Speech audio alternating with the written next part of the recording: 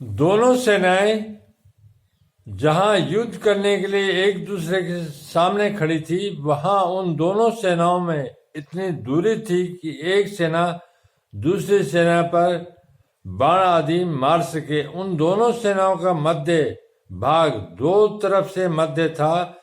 सेनाएं जितनी चौड़ी खड़ी थी, उस चौड़ाई का मध्य भाग और दोनों सेनाओं का मध्य भाग, जहां से कौरव सेना जितनी दूरी पर खड़ी थी, उतनी ही दूरी पर पांडव सेना खड़ी थी।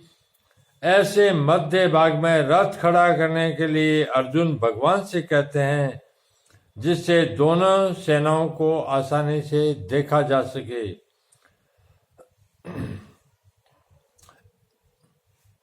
इसी अध्याय के 24वें श्लोक में, दूसरे अध्याय के 10वें श्लोक में 3 बार आने का तात्पर्य है कि पहले अर्जुन शूरवीरता के साथ अपने रथ को दोनों सेनाओं के बीच में खड़ा करने की आज्ञा देते हैं। फिर भगवान दोनों सेनाओं के बीच रथ खड़ा करने के लिए कुरुवंशियों को देखने के लिए कहते हैं, और अंत में दोनों सेनाओं के बीच में ही विषादमग्न अर्जुन को गीता का उपदेश देते हैं। इस प्रकार पहले अर्जुन में शूरवीरता थी, बीच में कुटुंबियों को देखने से मोह के कारण उनकी युद्ध में उपरति हो गई, और अंत में उनको भगवान से गीता का महान उपदेश प्राप्त हुआ, जिससे उनका मोह दूर हो गया। इससे यह भाव निकलता है कि मनुष्य जहां कहीं और जिस किसी परिस्थिति में स्थित है, वहीं रहकर वह प्राप्त परिस्थिति का सदुपयोग करके निष्काम हो सकता है, और वही उसको परमात्मा की प्राप्ति हो सकती है। कारण कि परमात्मा संपूर्ण परिस्थितियों में सदा एक रूप से रहते हैं।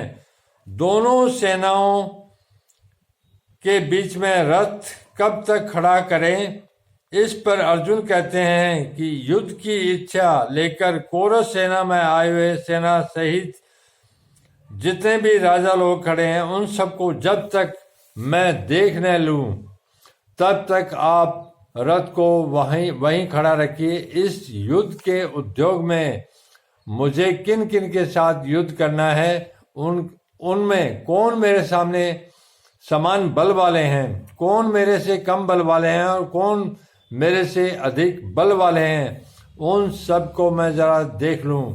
यहाँ योद्धु कामान पद से अर्जुन कह रहे हैं कि हमने तो संधि की बात ही सोची थी, पर उन्होंने संधि की बात स्वीकार नहीं की, क्योंकि उनके मन में युद्ध करने की ज्यादा इच्छा है। अतः उनको मैं देखूं कि कितने बल को लेकर वे युद्ध करने की इच्छा रखते हैं।